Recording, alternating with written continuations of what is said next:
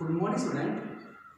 आज हम class 10th की जो हमारी यूनिट चल रही है पाई, उसकी एक्सरसाइज 5.2 के आगे के क्वेश्चन सोल्व करेंगे।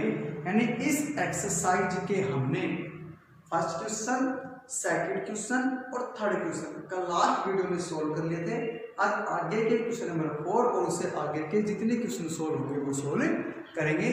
अब जो ऑलमोस्ट जो क्वेश्चन मेरे पास आएंगे या जो मेरे को सोल्व करने हैं वो ऑलमोस्ट क्वेश्चन नंबर 5, सेकंड और थर्ड जैसे किया था वैसे ही मिलेंगे। ठीक है, क्वेश्चन नंबर 4 देखेंगे क्या कह रहा है। क्वेश्चन नंबर 4 में विच टर्म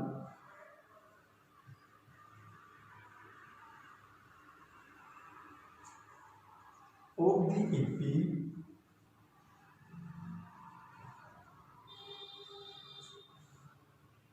3, 8, 13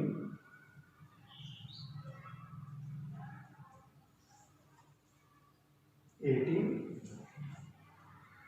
dash is 78। अब ये मेरे पास क्या है, मैंने आपको बताया था कल कि हमारे पास इस फॉर्मूले का यूज होगा लगभग हर क्वेश्चन के अंदर। ठीक, ये होता है मेरे पास फर्स्ट टर्म जिसको मैं आसानी से आइडेंटिफाई कर सकता हूं, और ये डी होता है मेरे पास कॉमन डिफरेंस जिसको हम आसानी से आइडेंटिफाई या उसको निकाल सकते हैं, फाइंड आउट कर सकते हैं। एन और ए एन में थोड़ा सा कंफ्यूज रहेगा कि कौन सी संख्या एन है और कौन सी संख्या ए एन है। तो ध्यान रखना, एन अगर आपके पास गिवन होगा तो उस नंबर के साथ आपको कुछ इस प्रकार मिलेगा टीएच। क्या मिलेगा? टीएच। और मेरे पास ए एन देगा तो उस नंबर्स के आगे आपको कुछ इस प्रकार क्वेश्चन मार्क मिलेगा। ठीक है, अब मेरे पास 78 के साथ क्या है? क्वेश्चन मार्क है, मतलब मेरे पास वो क्या है? ए एन है। क्या है मेरे पास? A N. Correct, which term of AP, correct इस एपी के अंदर जिसका फर्स्ट टर्म ये है, सेकंड टर्म ये है, थर्ड ये है, फोर्थ ये है, और चलते चलते चलते कोई कहीं पर क्या आता है? 78 पे आता है। 78 कौन सा टर्म है, कौन से पद पर है? 10वें पद पर है, 11वें पद पर। जिस प्रकार पहले पद पर 3 है, दूसरे पद पर 8 है, तीसरे पद पर 13 है, 13 है, उसी प्रकार कौन से पद पर कौन सा टर्म होगा? Which term is value 78। ठीक है, ये पॉइंट फाइंड आउट करना है। तो सबसे पहले सॉल्यूशन में लिखेंगे V1 80। क्या होगा इसकी वैल्यू में? 3, 8, 13, 8 डैश 78। आइडेंटिफाई करना है। क्या है मेरे पास? A1 या A बोल दीजिए, बात लगी होगी, और A2 मेरे पास 8। डी निकालना है मेरे को। A2 minus A1। A2 कितना है मेरे पास? 8 माइनस A1 कितना है? 3। कितना आ गया? D 5। ठीक है, वही फॉर्मूला ए एन का क्या होगा? A plus N minus 1 multiply D. इसको ए लिख लीजिए जी, A1 बात क्या होगी? ए की। अब इस फॉर्मूले के अंदर जो जो नंबर मेरे पास आइडेंटिफाई है वो राइट कीजिए। कितना है ए एन? 78। कितना है ए या A1? 3।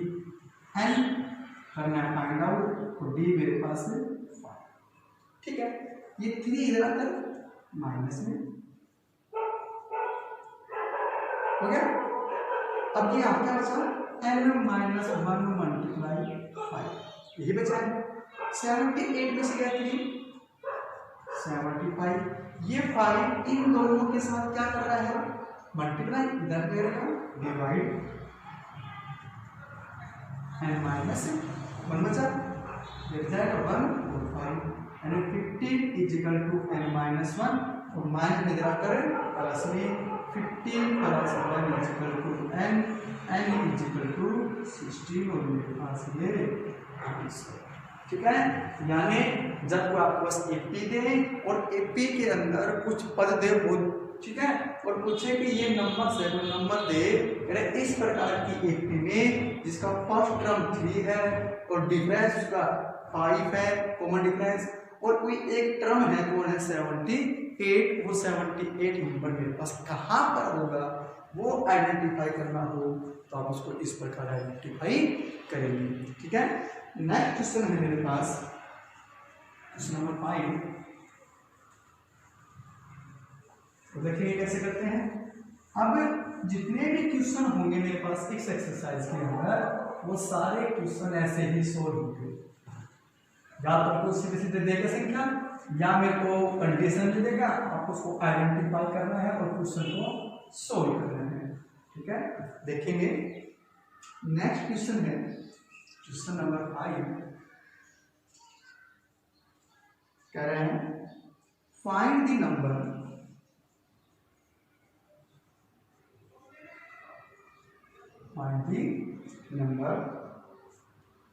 of term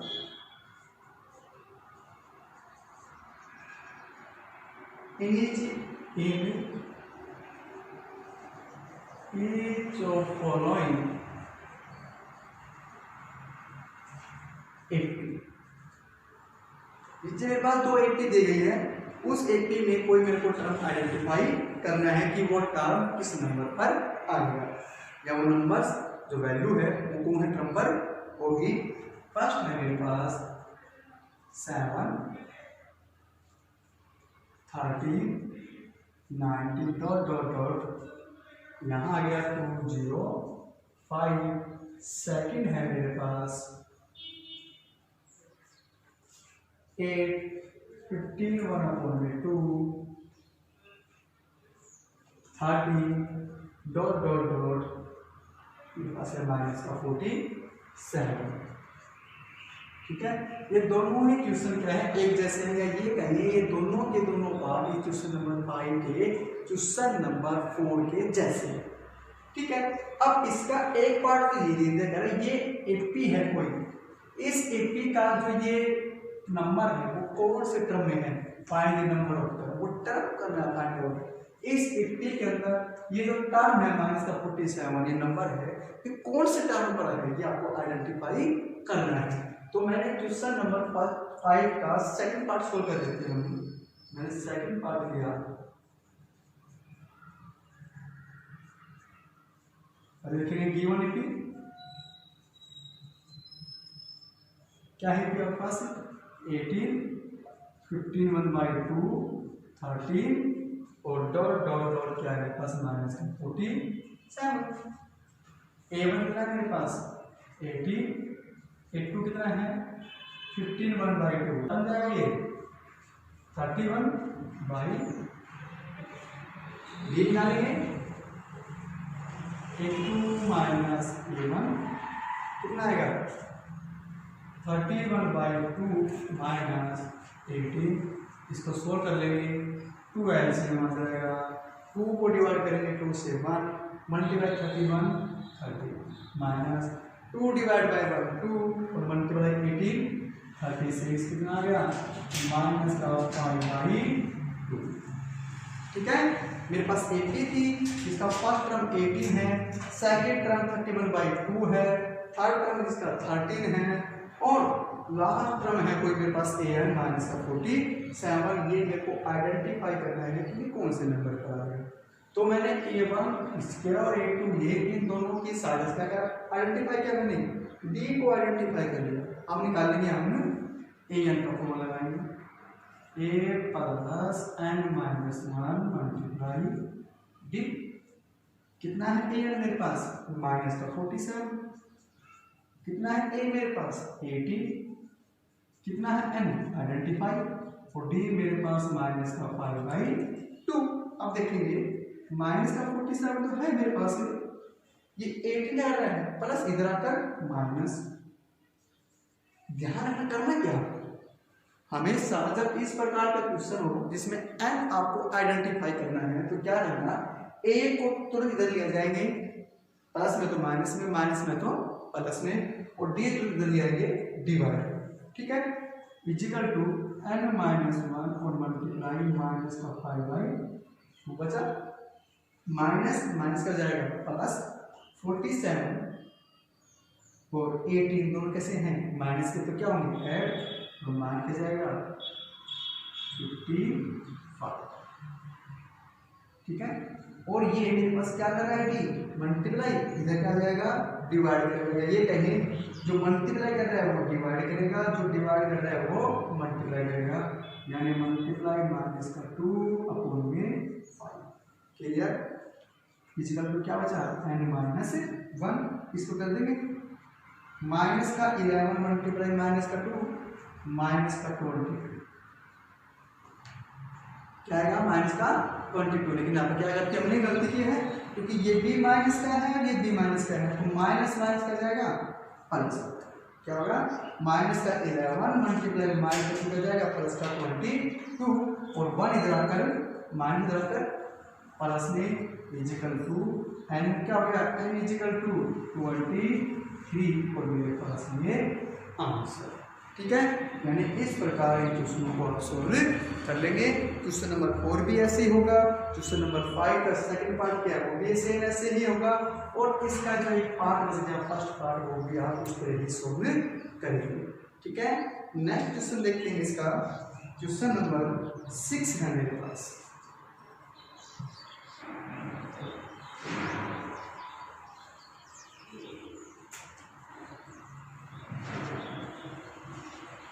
मैंने कहा था कि सारे क्वेश्चन जो है वो सेम है, एक ही फॉर्म लगेगा an equal to a plus n-1, right, ठीक है।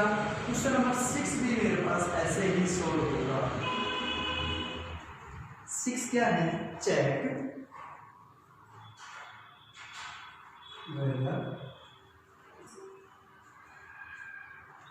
माइनस का 150 इज एक टर्म ऑफ AP 11852, 11852 क्या कह रहा है, मेरे पास में एक AP है, फिर आपको चेक करना है कि इस एक AP का ये कोई टर्म है या नहीं। यानी मेरे पास पहले क्वेश्चन नंबर 5 में एक AP दी थी और उसका एक टर्म उस वैल्यू दे रखा था, वो टर्म दे रखे थे, किसी पद पर कोई नंबर दे रखा था, उसके हमने n निकाले थे, ठीक। अब इसमें कह रहा है कोई एक टर्म है, कोई एक टर्म है, वो इस रूप में माइनस का 150, वो इस AP के 10वें नंबर पर आया हो सकता है, 15वें नंबर पर आया हो सकता है, 20 टर्म हो सकता है, 15 टर्म हो, कुछ हो सकता है। आपको चेक करना है कि वास्तव में कुछ इस प्रकार की AP हो तो उसमें क्या इस प्रकार का कोई टर्म कोई वैल्यू आएगी या नहीं आएगी, ये आपको क्या करना है चेक करना है। देखेंगे सॉल्यूशन, AP है मेरे पास 11852, A1 है मेरे पास 11 और सॉरी A2 है मेरे पास 8, हम D निकालेंगे A2 माइनस A1, कितना है A2 8, A1 11, कितना आ गया माइनस का, ठीक है। हम चेक करेंगे, लिखेंगे फॉर्मूला, वी नो दैट, क्या फॉर्मूला an का a plus n-1 multiply d। जब आपको ये कहे कि ये कौन से टर्म पे आएगा तब भी वो क्या होगा an, कि चेक करने के लिए कहे ये कोई टर्म कोई वैल्यू है या नहीं तब भी ये क्या होगा मेरे पास an होगा। अब an ले लेंगे माइनस का 150 इजिकल टू a मेरे पास 11 प्लस n मेरे को आइडेंटिफाई करना है, टर्म निकालना है कौन से नंबर पर है या नहीं, यानी d कितना है मेरे पास माइनस का 3, ठीक है। ये 11 इधर माइनस 3 n-1 मल्टीप्लाई माइनस का 3 माइनस का 150 माइनस का 11 माइनस का 161 और 3 क्या कर रहा है मल्टीप्लाई, इधर आकर डिवाइड, माइनस का 3 माइनस माइनस कैंसिल, कितना आ गया n माइनस 1। तो मेरे पास क्या बचा 161/3 इजिकल टू n माइनस 1 जाकर प्लस में 161/3 प्लस का 1 इजिकल टू n आइडेंटिफाई करेंगे एलसीएम से 3 एलसीएम 161 प्लस का 3 164/3 इजिकल टू n। अब इसमें देखेंगे आज हमने क्वेश्चन नंबर 4 किया, क्वेश्चन नंबर 5 का सेकंड पार्ट किया और क्वेश्चन नंबर 6 किया। इन तीनों में देखेंगे तो केवल यहाँ पर n की वैल्यू ऐसी आ रही है जो कैसी है प्रॉपर या इम्प्रॉपर फ्रैक्शन के रूप में, जो कंप्लीट सॉल्यूशन नहीं हो रही है। यहाँ पर ध्यान रखना कोई नंबर आपके पास इस प्रकार का क्वेश्चन हो कि ये नंबर ये वैल्यू किसी टर्म पर आएगी या नहीं आएगी, या इस प्रकार के स्थिति में ये कोई टर्म है या नहीं, इस वाले वाला कोई टर्म है या नहीं। तो क्या करना है आपको an का फॉर्मूला लगाना है, आपको n आइडेंटिफाई करना है। अगर आपके पास n की वैल्यू नेचुरल नंबर में आती है, क्या कहा मैंने नेचुरल नंबर में, यानी 1 आती है 2 आती है 3 आए 4 आए 5 आए 6 आए 10 आए 20 आए 30 50 आए 60 आए, इस प्रकार के रूप में n की वैल्यू अगर नेचुरल नंबर के रूप में आती है तब तो मेरे पास वो पॉसिबल है, अदरवाइज नॉट पॉसिबल होगा कि n की कोई वैल्यू या किसी टर्म पर ऐसी कोई वैल्यू मेरे पास आइडेंटिफाई करेंगे। Here n is not natural number, लिखेंगे n is equal to 164/3 is not natural number। so इसलिए माइनस का 153 is not any term is in 80।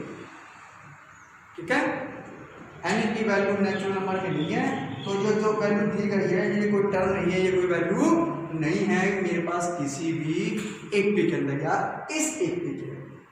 ठीक है, हमको नेचुरल नंबर आइडेंटिफाई करना है, n आइडेंटिफाई करना है।